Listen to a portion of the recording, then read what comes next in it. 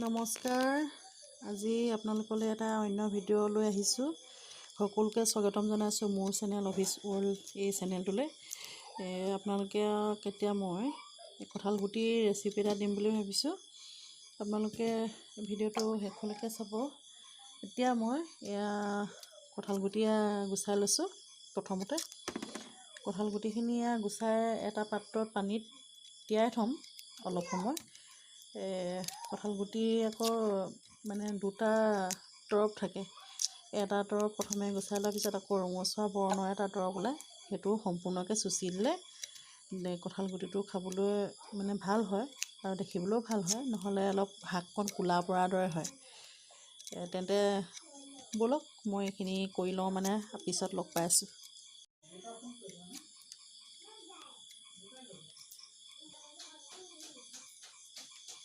Broiler মাংস এইটো ওলাইছে এতিয়া মই কঁঠাল গুটিকেইটা গুচাই আছোঁ। এতিয়া গুচাই হ'ব হৈছেগৈ আৰু 3-4টা আছেগৈ, আৰু এইকেইটা গুচাই লওঁ।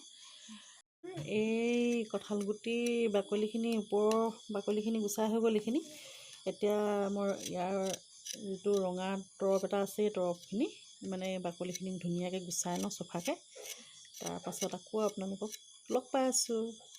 এইদৰে মই গোটেই কঁঠাল গুটিকেইটা চফাকৈ মানে বগা ধুনীয়াকৈ মানে গুচাই ল'ম, আৰু তাৰপাছতে পিছৰখিনি কাম আকৌ কঁঠাল গুটি গুচোৱা ধুনীয়াকৈ হৈ গ'লে গুচাই ল'লোঁ।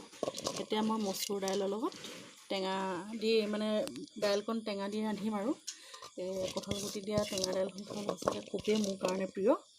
আপোনালোকৰ কেনেকুৱা লাগে জনাবচোন কমেণ্ট কৰি।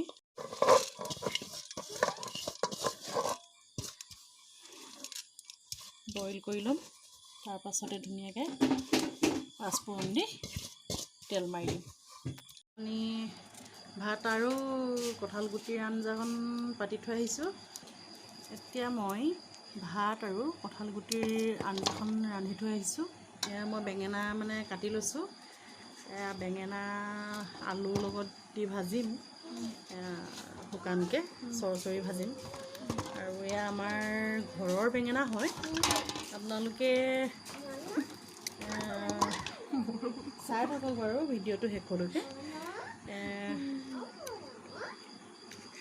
আমি প্ৰায়ে মানে নিজৰ বাৰীৰ বস্তুৱে এনেকৈ নিয়মীয়াকৈ খাই থাকোঁ, আৰু কিনা খুব কম হয়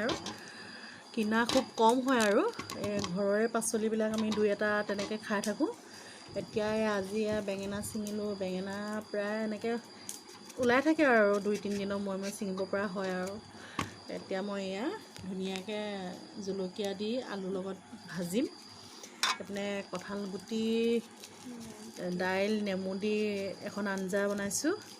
খাবলৈ খুবেই ভাল পাওঁ মই, খুব প্ৰিয় মোৰ এখন টেঙা দিয়া কঁঠাল গুটিৰ আঞ্জাখন। আপোনালোকৰ বাৰু কেনেকুৱা লাগে জনাবচোন কমেণ্ট কৰি।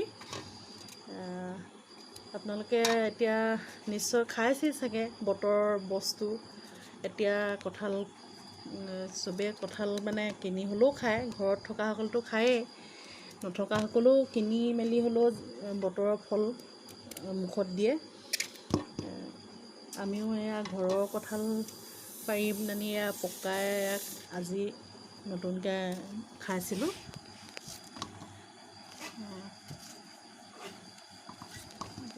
এতিয়া আমাৰ খাবৰ বাবে ৰেডি হৈ গ'ল ৰাতিৰ সাজ।